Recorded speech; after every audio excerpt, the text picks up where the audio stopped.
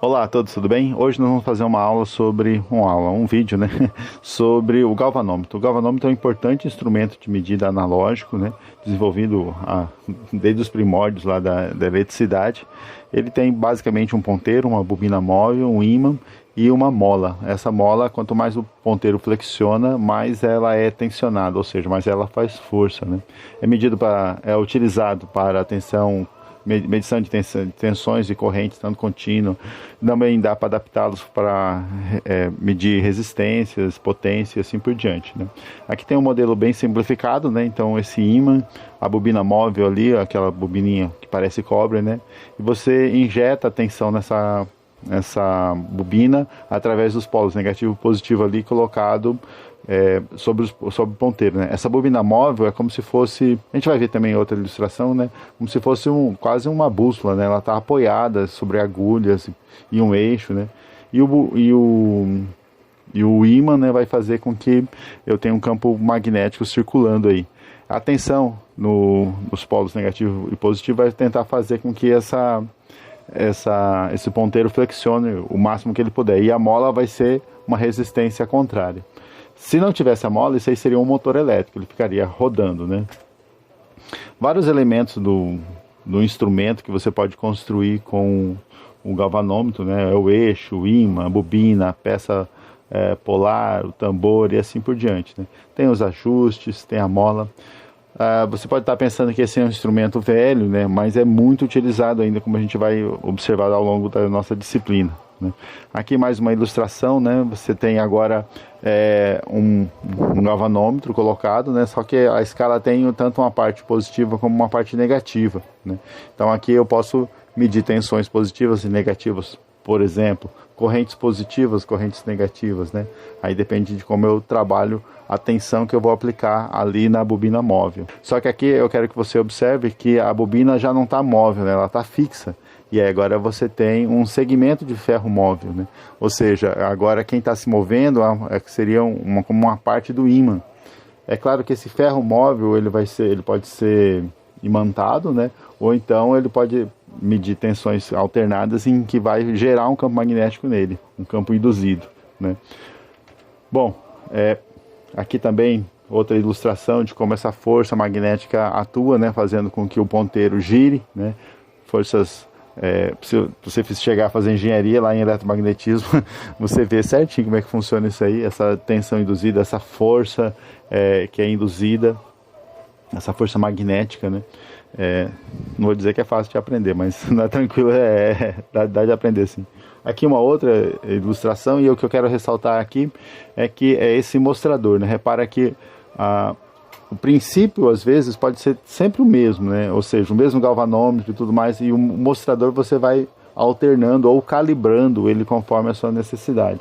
Então, a tensão da mola e tudo mais, aí você pode colocar resistências ao longo ou junto com esse galvanômetro, fazendo com que ele faça o seu funcionamento distinto, né? Como a gente vai ver, mais uma ilustração, né, de bobina fixa e a bobina móvel, né? Nesse caso eu não tenho um ímã permanente, mas sim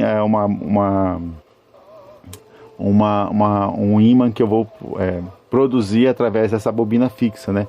Isso aqui seria um bom exemplo de um vatímetro. O vatímetro precisa da tensão e da corrente, certo?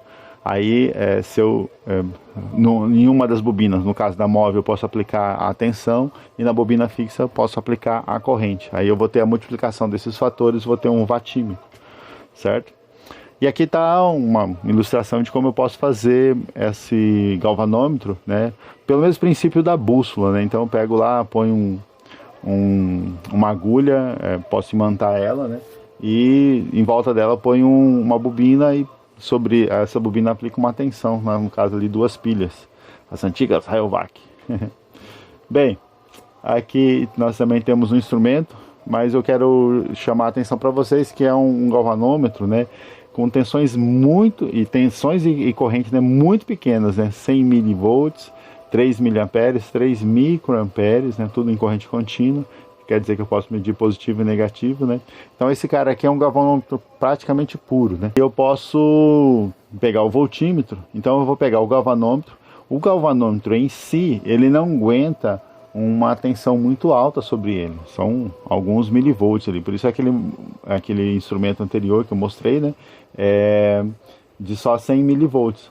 Mas se eu acoplar, ou colocar em série uma resistência, esse RM, uma resistência extremamente alta, por exemplo, 1 mega, 2 mega, a corrente, a tensão sobre o galvanômetro vai ser muito pequena, logo também a corrente, né?